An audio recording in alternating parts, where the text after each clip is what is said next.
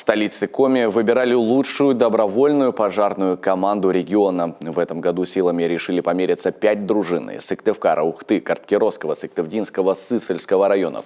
Региональные соревнования проходили в 5-й раз и состояли из 2 упражнений. Об упорной борьбе Анастасия Тюрнина. Даже проливной дождь не пугает участников соревнований. Команды раскладывают атрибуты и подбадривают друг друга. В добровольной дружине Шошки Сыктывдинского района свое мастерство борьбы с огнем покажут 2 девушки. Такое в истории соревнований впервые. Активисты-спасатели в селе работают 5-й год. Тушить пожары представительницам слабой половины команды приходилось неоднократно. Готовились, ездили в пожарную часть поселка Неучим.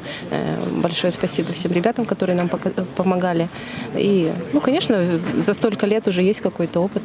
Элементы аварийно-спасательных работ, помощь пострадавшему при пожаре, развертывание и подача огнедышащих веществ, мишень. Первое испытание проходит сыктывкарская команда. Вторыми бегут добровольные пожарные из Визендора, неоднократные победители конкурса. В нашем регионе, где много сельских поселений и большие расстояния, помощь добровольных пожарных просто необходима. Они первыми приходят на борьбу с огнем. По словам участников, эти соревнования совершенствуют мастерство, учат новому и, конечно же, вдохновляют на добрые дела. Взрослые люди, те, которые занимаются в различных структурах, кто-то есть и малый бизнес, кто-то работает на других предприятиях, но когда они одевают форму, они нисколько не хуже действуют, чем профессиональные пожарные спасатели. Поэтому активность очень высокая, и самое главное, что гордятся тем, что именно им предоставлена возможность первым прийти на помощь. Перенос воды в ведрах на коромысле и перемещение пострадавшего, перетаскивание огнетушителей. Это юмористическая эстафета. Но веселье весельем, а все эти навыки пригодятся и на деле. Время будет у нас считаться по лучшему,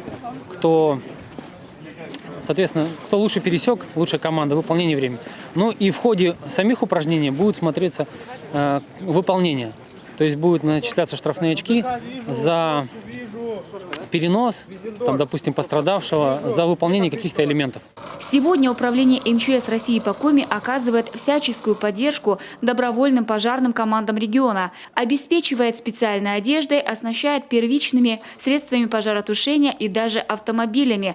Кроме этого, активисты из муниципалитетов проходят специальное обучение, как в столице региона, так и на местах. Кстати, команда из Визендора своими навыками пожаротушения может уже делиться и сама. Добровольцы вновь стали победителями конкурса и представят наш регион Пскове, где выберут лучшую добровольную команду Северо-Запада. Анастасия Тюрнина, Вячеслав Беспалов, телеканал Юрган.